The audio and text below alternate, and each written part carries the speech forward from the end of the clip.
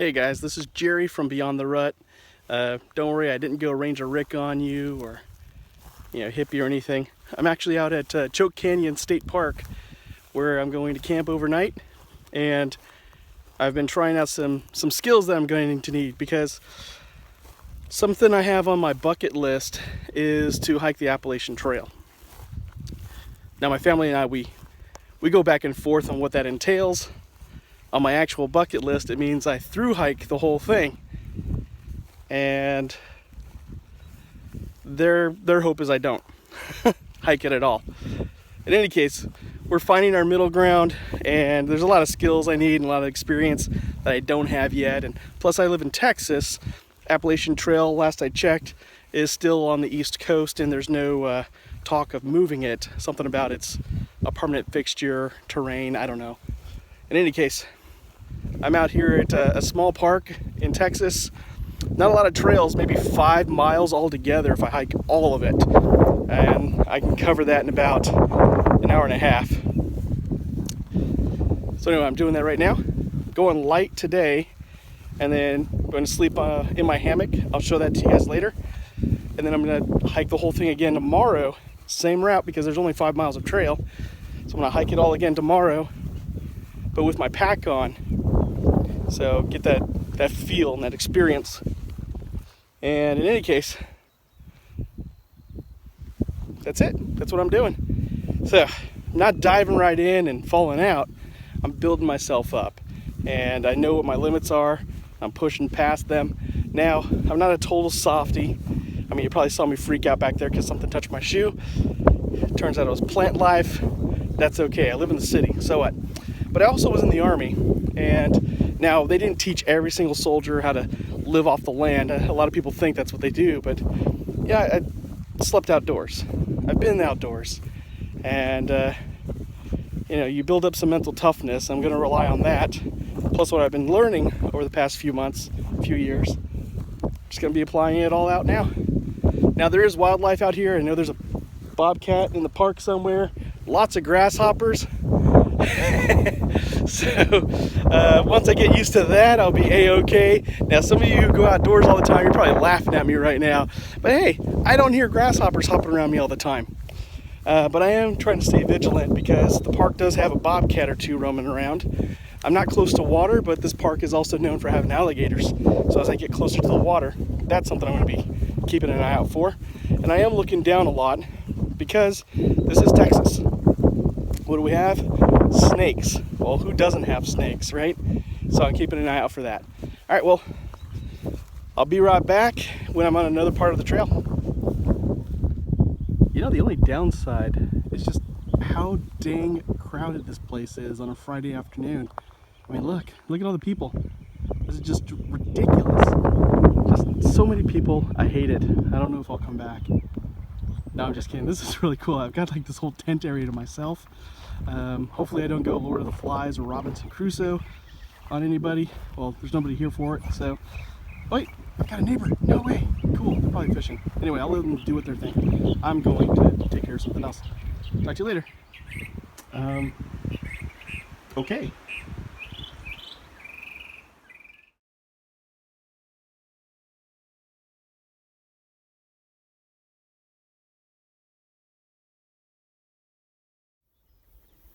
Well, here I go. I'm on the first trail. It's called Hawk Alley, and you can see the start of it behind me. I'm going that way. Well, that way. And I'll try to catch a few pictures for y'all. This is fun. I'm glad I'm out here. Wish my family was out here to see it, but it's okay because I'm still enjoying it myself, and they're going to see the pictures, so they kind of get all the experience without having to experience the heat, because it's in the 90s right now. I'm wearing longer sleeve shirts to kind of keep the sweat in, and I'm drinking lots of water, and every time I see a water spigot I'm filling up because I kind of have a history of getting myself dehydrated. So I'm aware of it, taking care of it. I see deer. Look right there. Right there. Look carefully. They're right there. looking right at me. Watch. I'll try to zoom in.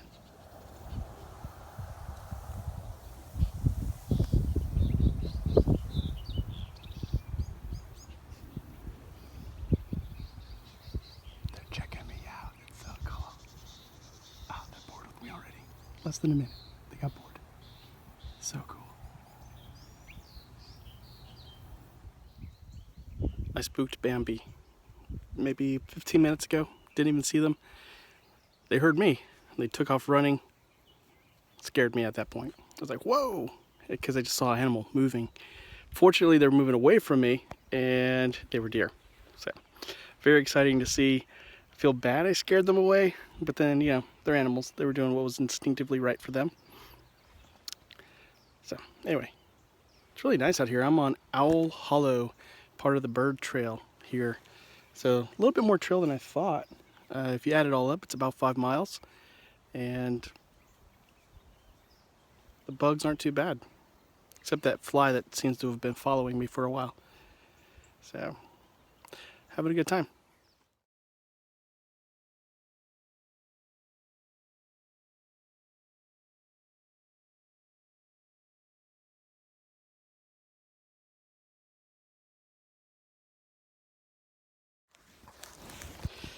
Alright, so I'm in for the night. Got my bug net over me. We're gonna sleep under the stars. We're not expecting rain. I've got my headlamp on in case I need to see anything.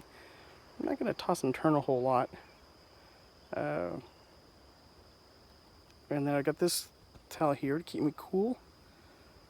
So it's damp right now, and then as the water evaporates, that'll... Ooh, yeah, that felt cool. Anyway, not in my head. That really did...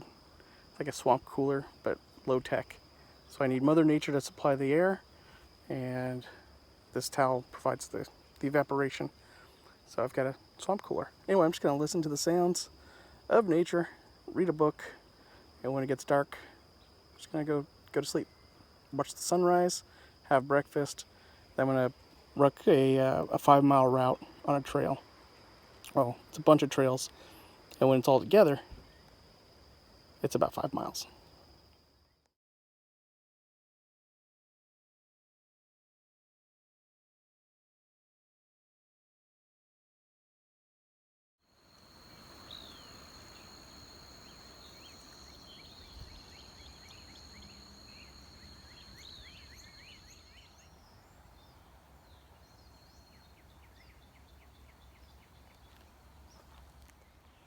Alright, no joke. I just saw like 3 javelina up there on the trail, just crossed the path. So, I'm gonna wait a little bit, let them kind of get out of the way. Yeah, it's pretty much my plan. That or it's backtrack half a mile and take the main road. Oh, there's another one right there. See it? Oh, it's got babies. I'm probably better off just backtracking.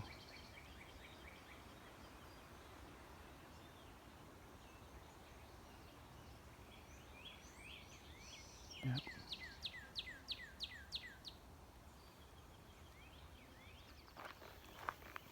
Alright, so I waited about 3 to 5 minutes. Let the javelinas kind of go on their merry way looking for breakfast. And then I pushed through because I was only a 1/10 of a mile, less than a 1/10 of a mile from this road right here. So I'm actually going that way now. I'm going to meet up with another trail, even though there's trail here, but this is on my return path. So I'm going to go this way about a mile. I'll pretty much have walked all the trail there is at Choke Canyon State Park. And then I'm going to backtrack and then take this little extra spur type of deal, Dove Place, and then come back the way I came, which is right over here. And that'll take me back to my car and pretty much done here. But yeah, I wanted to wait because as soon as I saw they had a little piglet with them, I don't know if that's what you want to call it, but that's what I'm calling it, piglet. I wasn't sure how aggressive javelinas can be. I'm sure if you attack one, they'll probably put a fight up. I wasn't going to do that. In any case, they had a baby, and I didn't research javelinas, and I should have because this is brush country and this is kind of their homeland. I was, I guess, more worried about alligators and bobcats. So they're over there somewhere looking for breakfast. I'm going that way, and I'll be on the next video clip starting now. This is the nature trail. It's actually called the bird trail on the map, but it's broken up into sections. Owl Howl is one of the sections, then Wren Lane, and the other one that I found. Actually, I think it's just those two. In here is where the two deer spooked me yesterday. I'm pretty sure I'm going to see quite a bit of wildlife in here. Maybe, I don't know. Here we go. This is a nice little place. Now, so, oh, rabbit! Ah! Oh man, you guys, you missed it. I'm so sorry. I was so into me talking to you about something. A little rabbit ran right by and I couldn't switch over the camera in time. Really neat. I already spooked some wildlife. I've only gone like 30, 40 feet into the trail that I just showed you. So anyway, what I wanted to say was, this is a really nice place too. Really set up for birds. That's not what I wanted to say.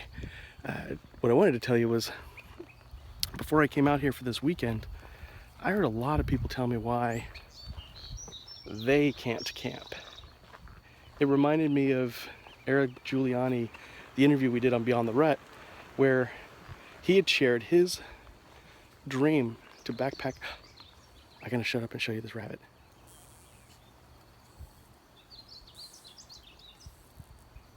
We are hunting for rabbit. Okay, we're not hunting, but there's a rabbit. All right, I'm gonna let the rabbit go on its merry way. Go ahead, go rabbit, shoo. There's another one. Oh look, it's got a buddy right there. Oh, there. It's weird, I'm not pointing directly at it, but you see it look like I'm pointing directly at it. It's crazy. I'm actually like pointing off to the side in real life. Anyway, that's just movie magic there. If you look closely, there it is. Oh, there it is in the lower left corner. See it? See it? Okay, gonna move on. It's probably scared enough. So as I was saying, just like how Eric Giuliani heard a lot of people tell him why they themselves couldn't do his dream, which was to travel the world with a backpack, taking photography, living out of hotels, and becoming a travel journalist or a travel blogger or a photographer. But he never asked them if they could do it or not. He was just sharing his dream. It's kind of the same thing that I was just sharing with people. I'm going to go do a solo hike, not a very big one even, just a little shakedown camping trip. But eventually I want to do a couple of big solo hikes. Lone Star Hiking Trail is one of them, and Appalachian Trail I mentioned earlier in another clip. And it's funny, everybody thinks I'm going to die, so they kind of go up a step. I don't know if Eric Giuliani got the same response, but he had a lot of people tell him why they couldn't do his dream. I seem to get people who want to go another step further and tell me I'm going to die on this trip.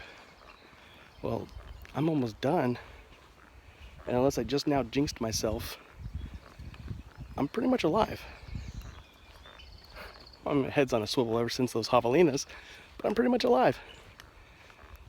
And I've gotten to see things I normally don't see. Got to sleep under the stars. Had a bug net, so I didn't even get attacked by bugs. And it's just really neat to set up your own camp, cook your own food in the wild. I don't know, I just boiled water and threw it in a bag, so it's not too impressive. But the point I'm really making for you is, whatever your dream is, when you share it with others, you're going to have somebody tell you why they themselves cannot do your dream. They're going to say it as if they're giving you advice. They're really just talking themselves out of something. It doesn't matter. Whether they want to do your dream or not, it doesn't matter. What matters is you wanting to do your dream. And if you want it bad enough, you will go do the research for it. You will take up the skills to get better at it. you'll find ways to practice those skills like I'm doing right now. And then you're going to just do it and do it and do it when people aren't watching. And before you know it, you're good at something and people don't even know where you came from. How did you get this good? Well, you practiced when no one was watching, so that by the time people were watching and they noticed you, you're really good at something. And that's the whole point. Don't let somebody telling you they can't do your dream be the reason why you don't pursue your dream. You go pursue your dream. Just do it. Now, don't ditch your family and start a new family if that's your dream. That's probably not a dream, that's more of something else. So, don't do that. But everything short of sin, go for it. Whatever your dream is. I don't have much more to say than that. And that's why I'm out here. I was chatting with my wife last night because for about 10 whole minutes I had some cell phone reception. So I called her just to let her know I'm still alive. She didn't have to send rescue for me. And she actually talked about wanting to do a trip like this around September, October, probably October when things get cooler here in Texas. So that'll be really cool. I'd love to share this with someone I love. And the trails here aren't bad. They're all flat. You might run into a deer or two, killer jackrabbit, attack caterpillar. I might be exaggerating on that one. But it's really nice out here. And I bet when it's cooler and everything's green, really nice. Really?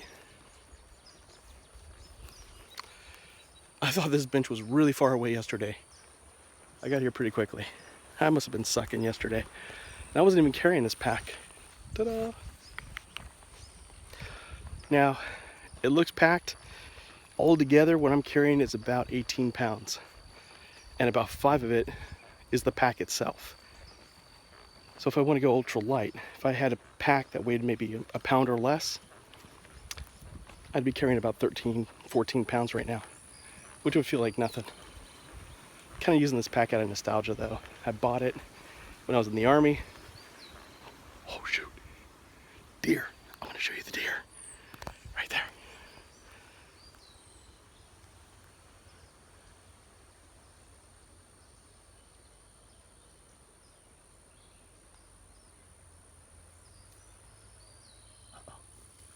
Oh, he saw me. I spooked it.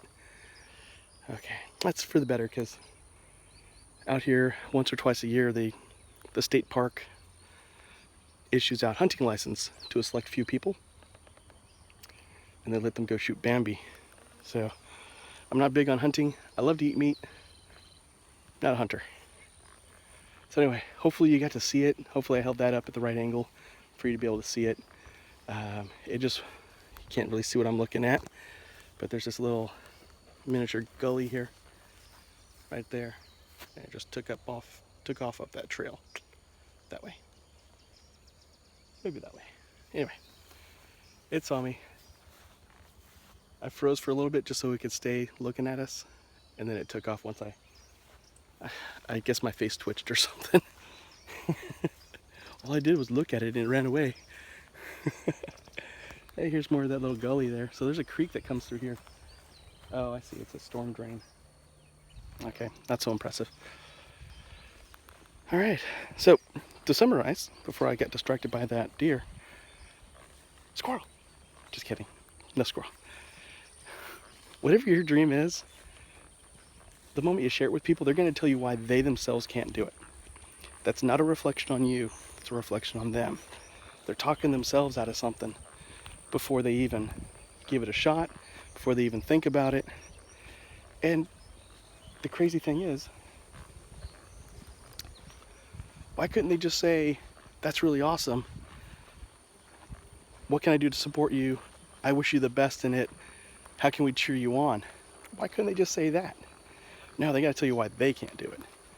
Because deep down inside, there's an insecurity there. And they think maybe by talking you down from your dream, they don't have a reason to go after theirs. So as Brandon says on Beyond the Rut, you sharing your dream calls out something in other people. It calls out how they're not pursuing their dream.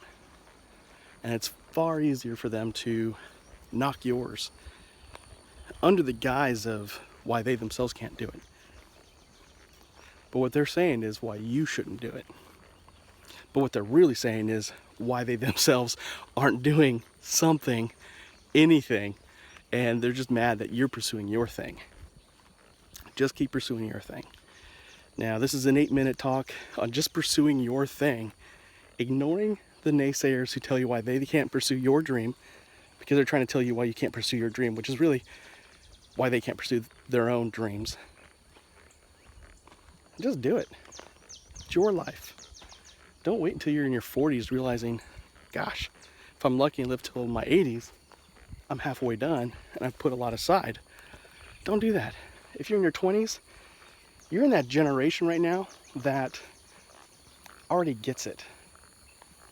Pursue your dreams, live the life you want now before you settle down, before you have to fight off medical and physical ailments. And I think the reason why millennials get a lot of flack for that is because Generation X and baby boomers, we were taught work hard, buy a house, get cars, get debt. Now you got to work your whole life to pay all that off. When you retire one day, if you've saved enough money, you can go do all the things you ever wanted. And the millennials had kind of watched us, these two generations, compared us to the generation before, the traditionalists, and realized that generation, the traditionalists, the guys who fought World War II, they lived a life at a young age. Then they built a life. But they did both. They saved and they lived life. They didn't rack up consumer debt like baby boomers and Gen X have. So they're living for significance right off the bat, very intentional. Now you got those millennials, probably lots of them, who don't know what they want. And they think success is lots of money, a C-suite position by the age of 25, $1 million by 25, and that's the rare exception. But what I do see as a common theme for the millennials who are living their lives, they're doing it at a young age, they're living intentionally, and they're not letting other people talk them out of their dreams. So there's something to be said about that. There's a lesson to be drawn there. I'm going to enjoy the rest of this trail and keep my head on a swivel.